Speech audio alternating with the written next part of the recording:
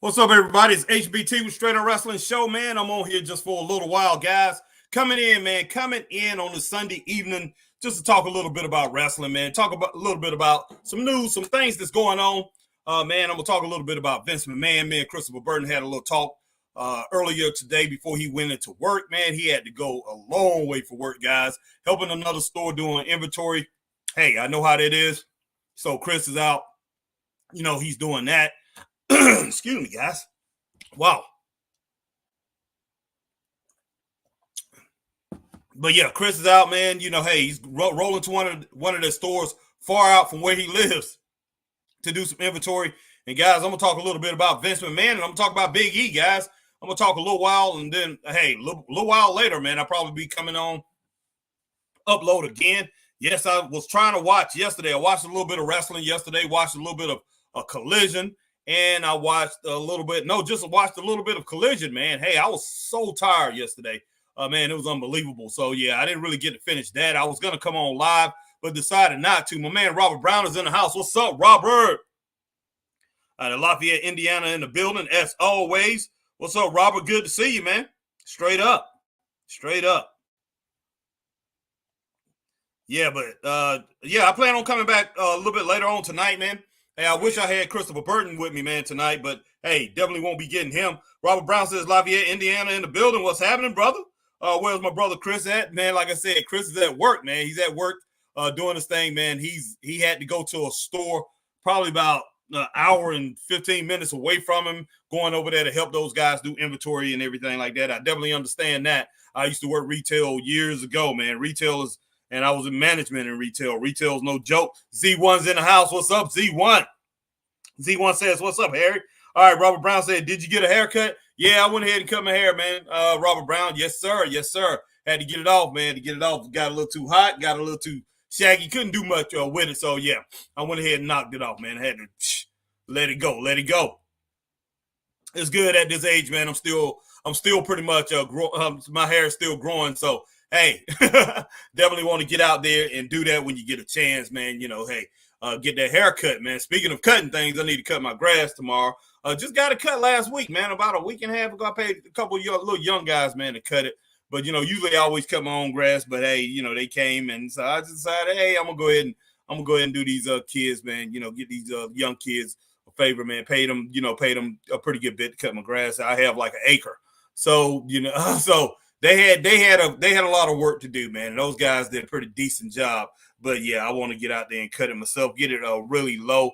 Hey, we're getting into those summer months, man. And then around here, my grass grows like crazy. Grass in this neighborhood grows like crazy. But yeah, I appreciate everybody coming in, man. But hey, Vince McMahon is looking to get out of the business. It looks like it. But you know, I was talking to Chris a little bit earlier. You know, and Chris had put up on our Facebook page about Vince McMahon selling the rest of his shares. He's looking to sell, I think he got 4.8 shares left. Now, when this thing started out, Vince McMahon had more shares in TKO Holdings and Endeavor than anybody. So he had the highest vote, and pretty much he was in charge. Everything had to go through Vince McMahon. Now, since all the allegations came down and everything, you know, Vince McMahon pretty much start selling his stock. He done sold off like $1.8 billion, so almost $2 billion worth of stock that he has sold back to the company. And now he's got about 4.8 shares of stock left, and that's worth like 8.3 million. That's what Chris was telling me. But I'm pretty sure he's going to get a lot more for those shares if he decides to sell them, because you know, when you go to sell the stock, it's worth more than what it is as far as what it's saying on the market right now. So I'm pretty sure he's looking to get a pretty good chunk for that 4.8 shares of stock. And one thing about that 4.8, it drops under that 5.1 where what he needed. That 5.1 had him still where he was pretty much could force himself back into the company. But going down to 4.8, now he can't force his way back into the company. So now it looks like that he's pretty much trying to sell out the company. So, you know, I pretty much shared a few things with Chris, what I think. And and people been out here speculating and things saying, hey, is Vince going to buy AEW and things like that? Hey, Vince is going to buy AEW. I doubt that very seriously. What I'm thinking, because look, Vince is not going to get back in the football game. He sold that out to Rock and some investors. He's definitely not going to get back into the football game. Vince is 78, 79 years old, I think, something like that. But Vince has a lot left, man. He has a lot left, and I think Vince wants to do. He's a workaholic, man. I think he still wants to put in some work. I don't think he's just gonna, move on. Pretty much sell his stock, just move on, and just live out the rest of his years not doing anything. Now he does have these allegations. Now he have these things of these lawsuits and everything that's coming up. I think there's mostly going to be civil lawsuits, and maybe he's getting up his money because he knows he's going to have to pay out a lot of extra money. But I'm sure when it's all said and done, Vince still will have a good bit left, and he still has that mind, man. I don't think this guy want to sit around and not do anything. So look, man, this guy being a workaholic and everything like that, I can see Vince McMahon pretty much pushing his way back into the wrestling business and pretty much starting his own thing. I would not be shocked. I told Chris, I said, hey, think about it. What would have happened if Vince McMahon go out there and start it again? Vince knows how to do it. Vince built that business. I mean, his dad eventually built it when it boils down to it now. Make no mistake about it. I know he'll get out here and say, oh, I took it from the bar room to, to the big buildings and, to the big show. And he did all these things. But when it boils down to it, man, that was the biggest regional promotion in the country. Hey, they every Monday night, I think it was every Monday night, or was it? Yeah, every Monday night, they sold out Madison Square Garden for years. His dad had been selling that thing out for years. Madison Square Garden, Washington Capitol Center, always sold it out. Every Wednesday, I think, or no, every Friday, he sold out the Washington Capitol Center. So this is nothing new. Vince McMahon trying to say that, hey, he built this thing, but no, your dad built it from scratch, and your dad built a mega company. It was a mega company when Bob Backlund was the heavyweight champion over there, world heavyweight champion, when Bruno Sammartino was the heavyweight champion over there, over in the WWE. Formerly WWF and WWWF, Titan Sports have been a big entity for a long time. Now, did Vince globalize it and make it even bigger? Yes, he did. He made it large, man, super large, and they took it out of the Madison Square Gardens and went into these Superdomes and everything, and pretty much went in and started almost selling those out, if not selling them out. So he did do that, man, and he made it, like I say, he made it a global phenomenon. And with the help of MTV, NBC, some players like Cyndi Lauper, hey, they took it to another level. Without those players, man, I don't think he would have been able to do that. But that Cyndi Lauper MTV connection was the biggest thing to pretty much help propel them to the status that WWF got. But yeah, Vince McMahon, getting back to McMahon and, hey, the juicy part of that, like I said, Vince McMahon, I would not be shocked to see him come in and start another company. Now he has, like I said, he has the energy to do this. He really do. And everything, everybody looking at him and say, okay, creative and everything. He lost it, and he was making a lot of bad decisions over in WWE. But when it boils down to it in the WWE, Vince has done everything. Vince has done everything in the WWE there is to be done. What else could he have done? What else could he have done? What other goals could he have reached over in the WWE? Hey, the man needs a challenge. And maybe at this age, 79 years old, he sleeps 4 hours a day out here, a few hours, 3-4 hours a day or whatever, maybe get a nap in or something like that. Hey, at least I would think he would be at 79 years old. But, hey, I think he's always up for a challenge, and that will be a serious challenge for him to go out here, start up another wrestling company, and get out here and make noise quick. And I tell you what, if he does, I think AEW probably drop fast. TNA probably knock them off, and he will be the competition. And I guarantee from day one, if he goes in and does that, day one, WWE has competition. Day one, if he decides to get back in the business and own another company. that's instant competition. There's no ins and buts about it. And look, it will give him new avenues, man, new thoughts, new ways to think, as far as creatively, to pretty much compete with the WWE. Yes, he's older and everything like that, but man, I don't think, I wouldn't think that he's using a lot of his time being on social media, doing a lot of the things that people do right now. That a lot of this generation, and I'm talking about especially Gen Z and the millennials, and until Gen X to a certain point, where we're on these phones all the time. We're not being creative. We're not, our creative juices are not flowing. That man, I'm sure he's not doing all that at 79 years old. He don't care about a lot of that. So right now he has a lot of time to think and everything. He's probably coming up with all kinds of scenarios, storylines, and everything. But if he does come back, and if he does decide to step back, because I don't think he's going to do anything else. He tried the football thing, and he tried the bodybuilding thing. Had a bodybuilding federation. He's done a couple things, man, outside of wrestling. He's 79 years old. I don't think he's going to do anything else, but I know he wants his legacy to be wrestling. And from what I see and what everybody has been saying, WWE is trying to strike him from the record. They're trying to strike him from the record. And I tell you what, hey, Vince created all this, all this as far as what the WWE is doing. He went out, very smart, bought all these libraries from all these defunct companies. He pretty much, man, done a lot of smart things. So don't think there's nothing that wrestling is pretty much has left his genius mind. That guy's a genius, and he's masterminding something right now. He's ready, man. He's getting ready. And if he steps back in the arena, hey, WWE, man, look over your shoulder. Look over your shoulder, because you're going to be in some serious competition. Robert Brown says, Harry, he could purchase TNA. He can get them cheap. I think a few years ago they wanted $50 million. Yeah, wow, Z. Wow, $50 million. Man, that is crazy, Z. But yeah, he definitely can purchase them cheap.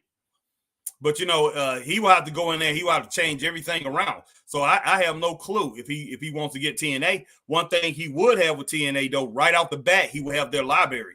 And I know he loves libraries. So he can easily go in there and buy them up and get their library.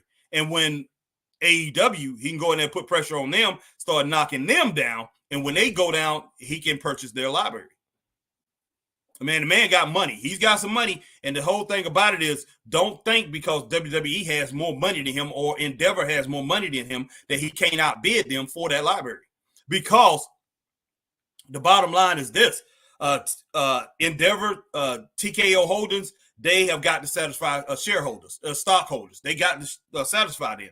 So they're not going to do anything that's going to pretty much put themselves in jeopardy of not getting a good dividend for their shareholders. So Vince McMahon being private, being a private entity, he probably can out him for that library. Now, when it boils down to it, I hear, now that's another thing too. TKO Holdings, Endeavor is saying they want to go private again. They want to be a private company again. So if they go private, then they are going to be buying up a lot of stock. If they're going to go private, they're going to be buying up a lot of stock from stockholders, not shareholders, but stockholders, and probably some from shareholders too. But stockholders, they're going to be buying back a lot of stock. That's a lot. That's a lot of cash going out, guys. So we'll see how that plays out. But they do want to go private, from what I understand. All right, man, and congratulations to Big E. Big E says he is pain-free, guys. This man says he's pain-free, and hey, he's dating Mil Yim's sister, Chris. I think her name is Chris or whatever. A good-looking young lady. So congratulations to Big E on that. He says he may never be in the ring again, but at least he's pain-free. So hey, there's a lot of things out here Big E can do as far as in the wrestling, sphere. If he wants to stay involved in wrestling, there's a lot of things out here for him to do, man. No doubt about it. Straight up. All right, let's get everything here. All right, my man Z1 says exactly. AJ Skills in the house. Hey, Harry, Monday Night Raw is tomorrow night. Yes, sir. I will be there. Chris will be there on that one too, I'm pretty sure. Let's see. Orlando Connor, is Big E coming back? No, he's not, Orlando. At least not right now. He's probably gonna. I'm sure he's still gonna try to do it in the future sometime soon. All right, Z1. I think TKO Holding will purchase UFL, the football league, eventually. Yeah, probably so, Z. Probably so. But I hope they do it. I hope they're very smart in their movement. Moving toward that. Hope they're very smart, man. Very strategically. I hope they're very strategically. Very strategically in them making them moves to purchase, man. And what I'm talking about being strategic is they need to look at every avenue, every single thing, not just to purchase this league. What is the get back? What is the benefits of buying this league? Straight up. What is the benefits? Because if they purchase the whole league, because one thing about the NFL, what the NFL has as far as advantages over a startup like that is every single city has an owner. Every single team has an owner. Now, TKO Holdings, I think not TKO Holdings, but UFL, I think they have people that's invested in every city, and they're kind of like partial like owners, but it's like really one company. I think Rock and whoever he has as partners, they own everything. But they put people in cities that come in and put their money into it, and they give them some kind of partial ownership of it or something like that for them putting their money in it. I'm not sure, but I know it's not individual owners, and that's one thing the NFL has over them. They have billionaires owning their teams, and so until they get that, the UFL is not going to get right. The UFL, it's going to take a while, man. It's going to take a while, and you have to pretty much look at your marketing. That's one thing I look at with the UFL. I look at the same thing with the WNBA. UFL, the WNBA. The WNBA has a marketing problem, and they're going to have that marketing problem as long as they have teams like Los Angeles Sparks. They have teams like the Atlanta. What's the name? Atlanta Mercury. Was it Atlanta Dream? These teams like that. I'm talking about teams in these major cities. Let's see. Who else? I can't even remember all the teams in the WNBA because for the last 2 years, I haven't followed it. I used to follow it all the time. I think for the last 2 years, I know you got the Las Vegas Sparks or whatever, but now I don't follow the league like I used to. But I know a lot of those teams. I think they got like 12 teams, and I think they expanded to 13 or 14. They got 12 out as far as I know. So, their problem is they have their teams. They have their pro league women basketball team, these pro teams in cities with professional basketball teams. Disaster. And that's one thing as far as a lot of these startup professional football leagues, they do the same thing. Like you will have a team go, Philadelphia Stars, when they was in the old USFL, they did really well. But you had a lot of teams that was in NFL cities. They would start up and they would go play in those NFL cities, like the Tampa Bay Bandits. They went and played where the Tampa Bay Buccaneers played in. So I'm just like, why in the world are you doing that? Why? It don't make sense marketing-wise. It really don't. Because look, if I'm a football fan, and I used to like the USFL back in the day, but if I'm a football fan, and now in my area we have the Carolina Panthers. I'm a football fan. But if we had a team called the Carolina Cougars and they joined the United States Football League, Carolina Cougars, Carolina Tigers or whatever, hey, man.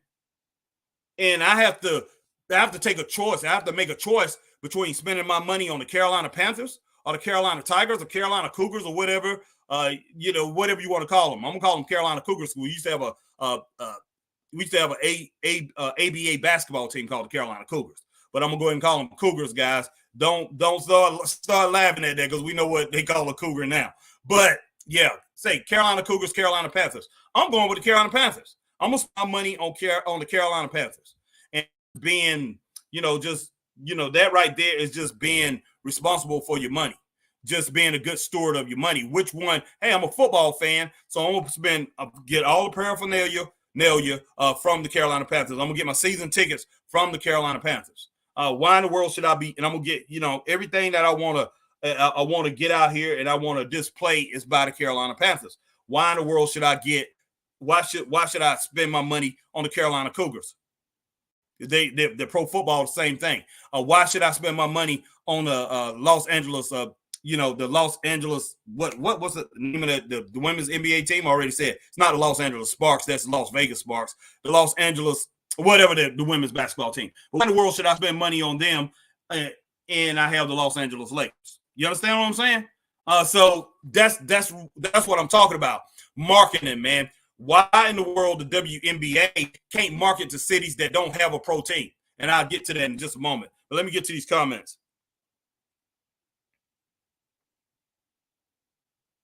Okay, Orlando Connor says Damian Priest have a new interest in theme song. Okay, thanks, I know that. Chris Leclerc, Raw and SmackDown can get drafted to NXT next Friday. Draft in Monday, April 29th. Man, I really don't like that. I'm glad they're having a draft. It's real excitement. It's really good for wrestling. A lot of people get into it. But last year's draft, man, and everybody just went everywhere. The whole thing just went all over the place. I'm just like, and you had wrestlers bouncing from each one, bouncing from NXT on up. It didn't really matter which one they was on. It really didn't.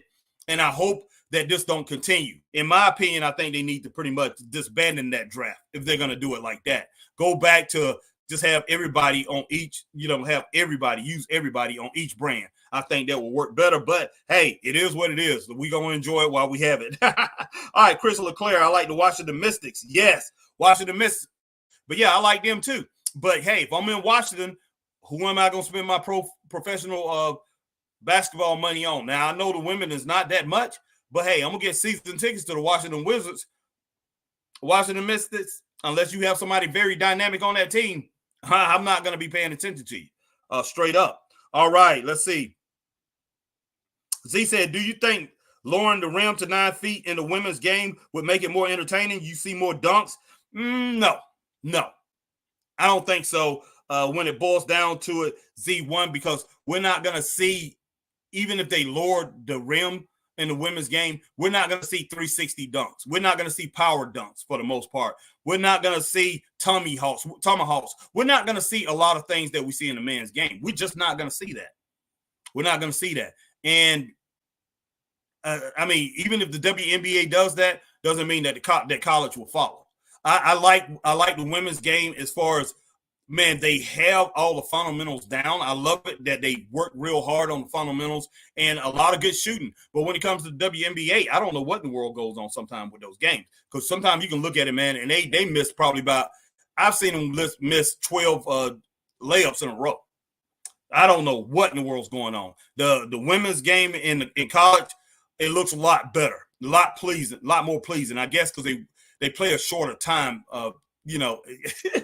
it looks a lot more better. And like I said, and the players in the WNBA, very athletic. They got a lot of skilled players, but I don't know what's going on there. But, man, them games are really rough. They're really rough, and sometimes they look very bad on TV. I don't know why. I've tried to follow it a couple times, and if it got better, man, hey, next year I might even follow a couple games and pretty much I thought about doing a podcast on that. How many people do podcasts on basketball? But I like women's basketball. But, man, if they can get it right, I will look to do something like that, WNBA. But, hey, man, I still got a whole bunch of things I need to do, man. I need to get that boxing podcast going and everything. But, man, I would love to do it. And, hey, Caitlin Clark, she comes, and if they embrace her, I think their league will go up. I think it's going to rise. I think it's going to rise from the ashes. Ashes is going to be the biggest thing they've had in a long time if they embrace her and let her play. Now, Diana Taurasi already done said a whole things about her, and, they're going to try to stop her. Hopefully nobody tries to hurt her, man, or anything like that. Let her play. Let her play because she actually can do it. She pulls up on them jumpers and everything. She's pretty much going to bring the game up, straight up, man. No doubt. All right, Orlando Connor says, I miss Bray Wyatt. He will be on Raw. I miss Bray Wyatt on Raw. You miss Bray Wyatt on Raw. Are you talking about Bo Dallas going to be on Raw? But, yeah, Orlando, I understand that, man. A lot of people miss Bray. I miss Bray, too. Chris Leclerc, Rhea Ripley needs more women to face. No doubt, Chris. But they have that. They have all of that. It's all on the man. It's all on the booking. It's all on the booking. And that's one thing that really ticks me off about Triple H. He haven't got that down packed yet, man. He haven't got that down packed. It seems like he knows how to He knows how to concentrate on one, two storylines at the most at a time. The rest of everything else just goes by the wayside. And it's sad, man. It's sad. We can't have that. We cannot have that. All right, Z1 says, I think Vince would purchase TNA just for the library and out of spite, so WWE wouldn't purchase them. Yeah, that's true. That's true. That's Vince, man. That's Vince. I wouldn't be shocked. I would not be shocked at all, Z, if he done that. Wouldn't be shocked, man. Wouldn't be shocked. But wow. But yeah, Big E, man. Hey, congratulations to Big E. He looks good, man, and he's healthy. And that's what it's all about. That's what it's all about. But yeah, Vince, watch out for Vince, guys. Watch out for Vince. I see Vince McMahon coming back into wrestling some kind of way. And to do it quickly, instead of just building a Z1, TNA will be the way to go. Go ahead and buy TNA. Because I don't think Tony Khan will sell to him. I don't know if he could swallow his pride, to tell you the truth. Like Eric Bischoff basically had to swallow his pride and go work for Vince eventually. But I don't think Khan would do anything like that. So we'll see. But Khan probably put it on the market to anybody, man, within the next year or two. And look, man, I said this back in 2021 as far as AEW. I told Chris and our old other partner, guy used to roll with us, man, Michael King, who used to be part of the podcast. I said within 2 years, within 2 years, you're gonna see them hurting. Within 3 years, they're gonna be in trouble, looking like they're about ready to sell. I said I give them about 3 to 4 years, and they're gonna be ready to sell this thing out, or they're gonna be in TNA's position. Everybody thought I was crazy, man. Thought I was crazy. But hey, it looked like it's getting there. I didn't want it to, but I knew. I said, if they don't fix this problem, I said this back then. I said, if they don't fix this one problem, it was a problem that was staring everybody directly in the face. I said they can put on the best matches, night in and night out. It doesn't matter. If they don't get their storylines down packed, if they don't give us storylines, at least try to give us storylines, it's gonna fail. Well, Harry, you like those arm locks without going 15 minutes, headlock for 30 minutes or whatever, man. That's what you're looking for. That's what Chris was saying all the time. The people's podcaster. I'm like, no, man, that's not it. That's not it. That's definitely not it. Wrestling has to look like wrestling, guys. It really does. It really does. And when I saw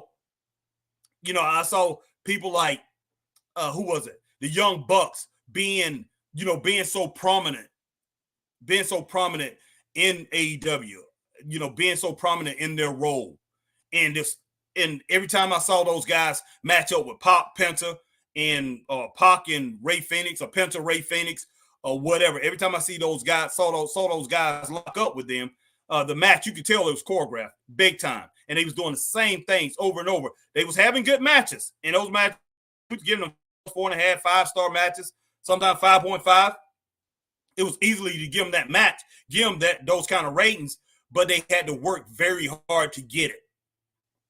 The match will start off, then within the first 20 minutes, you got them at a 2-star, 1.5, 2 stars. And then the match goes on to like 30, 35 minutes. Then eventually it's getting up to 3.5, 4.5 stars because they worked so long and put so much into the match.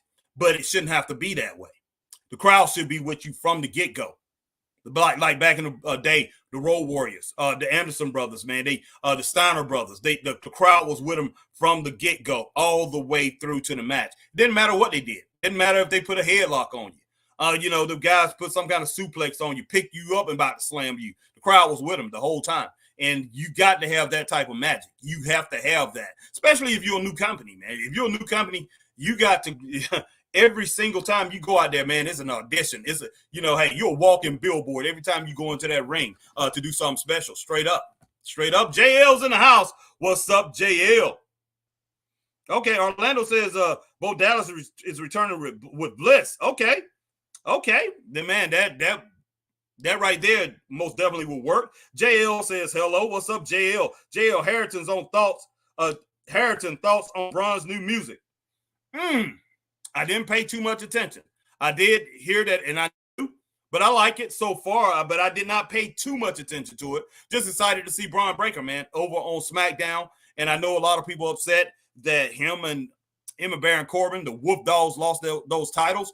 But hey, they had to do something to put Braun on up. They had to give Braun his props and put him up to the main roster, just like they had to fulfill their commitment to Braun Breaker to put him on that main roster. So I definitely like that, man, straight up.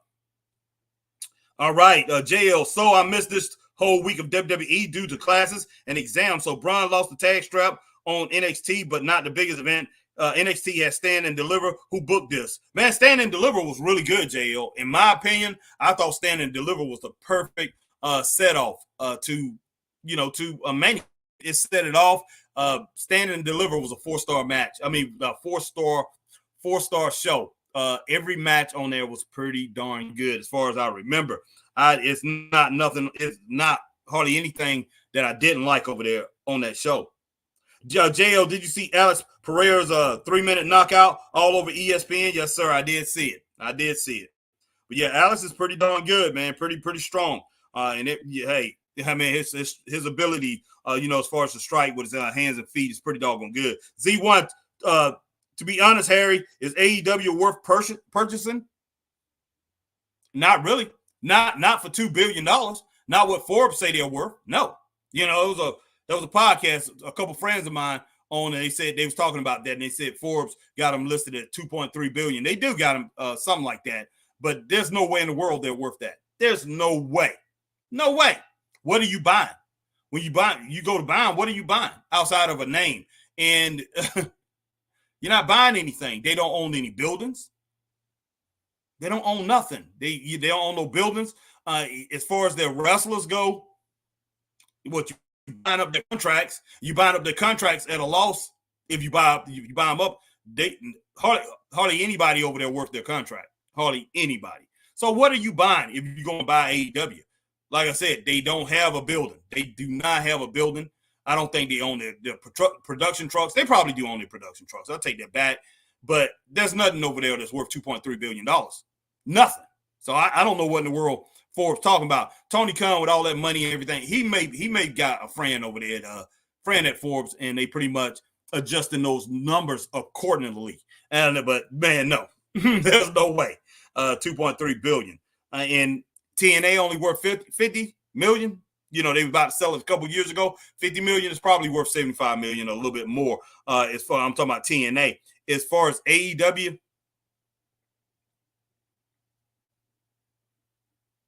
Now, wow.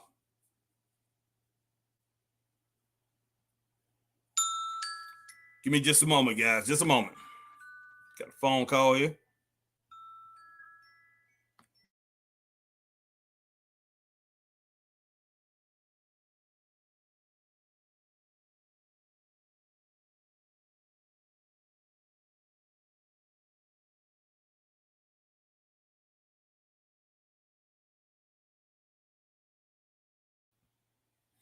All right. Yeah, that was my wife there. But yeah, I don't see anything in AEW worth that. But man, I don't know if they're worth purchasing. Anybody that purchased the AEW, they have a long way to go. They have a long way to go to put that company back, to even balance that company, get that company to a point where it's balanced, to where you can pay, where you can even break even. You have a long way to go. TNA doesn't have that problem. They don't pay those exuberant, exuberant. They don't pay exuberant, pretty exuberant. They're not paying exuberant money to their performers. They're just not. So you don't have to worry about that. That's one thing you don't have to worry about. You don't have to worry about, man, pretty much opening up the bank and just writing these big, huge checks.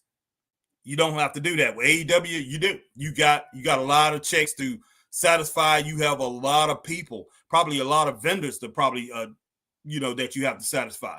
So I have no clue what's going on over there. I have no clue. So, man, that's going to be interesting, Z.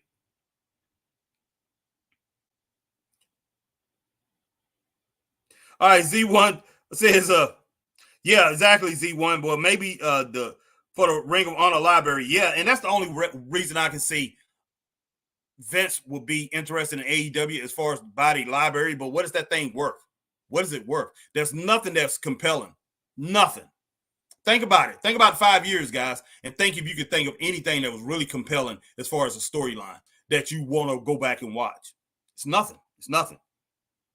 JL, can we can't this stupid Uncle Howdy nonsense. I hear you, JL. I don't. It's all right, man. It's okay. I'm just gonna see what they do with it, man. It's none of it has never really been my thing. Now Bray, this last time I did like him.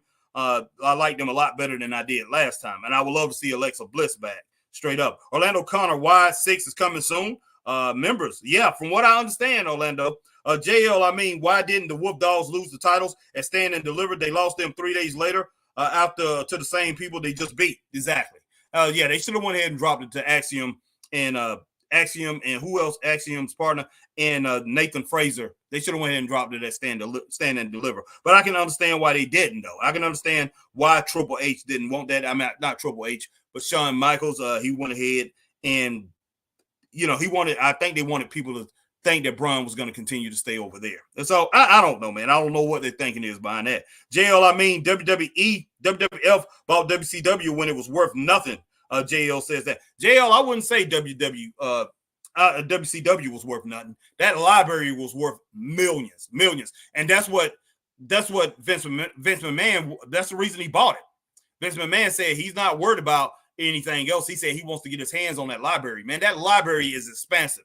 That library, don't you understand, man? That library goes all the way back to the Mid-Atlantic Championship Wrestling days and Florida, Georgia Championship Wrestling. All that stuff came with WCW because they bought up pretty much WCW. Jim Crockett, he absorbed the NWA. So they owned all that stuff, man. So he was able to purchase a lot of that. He was able to purchase a lot of NWA stuff along with that WCW stuff and Mid-Atlantic Championship Wrestling, which was the biggest territory, was the best territory of that, of the NWA. He was able to purchase that, man. So he got his money worth. He got his money's worth way big time. Because look, anytime one of these old NWA or Mid-Atlantic Championship Wrestling videos or whatever play, not just on the network, on YouTube or any other platform, he gets paid off of that. They get WWE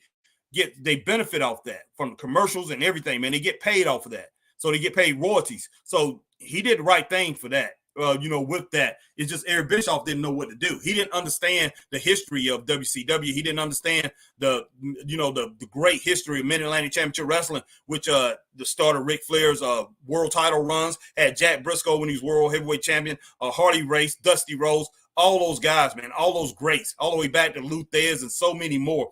He didn't understand that. He had no clue, but Vince knew it. Vince knew wrestling. He understood it, and Vince wanted that library because he knew it was worth a lot of money. And think about this: if we were still selling VHS tapes or disc DVDs, wrestling on that, and didn't have the streaming, how much money he will make off of that? Man, he will make even more than what he's making by just having that library on streaming. He will make more doing it that way. But yeah, so he definitely made off real big with that. Orlando Connor says, Sister Abigail is Liv Morgan. JL personally hated Wyatt's last character and did not like the direction it was going. I didn't care for that. Why are they continuing this? I understand Bray died, no disrespect, but this isn't genuine. It's pity, in my opinion. I understand what you're saying, JL. Orlando Connor says Eric Rowan, White Sheep. Orlando Connor says Braun Strowman, Black Sheep. Orlando Connor, Alexa Bliss. JL, not to sound negative, but I have a feeling Bayley's title run will be dreadful. The champion I'm most excited about will be Cody, and that is Slim Pickens. Ripley is the next best thing right now. Well, I'm hoping Bayley has a great title run. I'm hoping she does. I hope they don't mess that up. I really hope they don't mess it up, man. So hey, we'll see how that goes. But guys, I'm gonna come back a little bit later on tonight, and I'm gonna talk about some other things. I'm gonna try to watch this.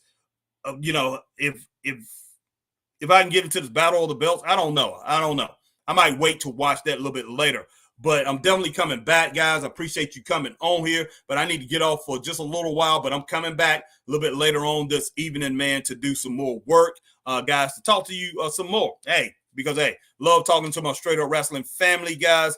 You guys are the ones who make the Straight Up Wrestling Show. And before I get out of here, guys, go ahead and hit that like button, man. Whatever platform you on, you know what to do. I'm not even going to have to say it. But whatever platform you on, hit that like, share, subscribe, hit the notification bell. Hey, share.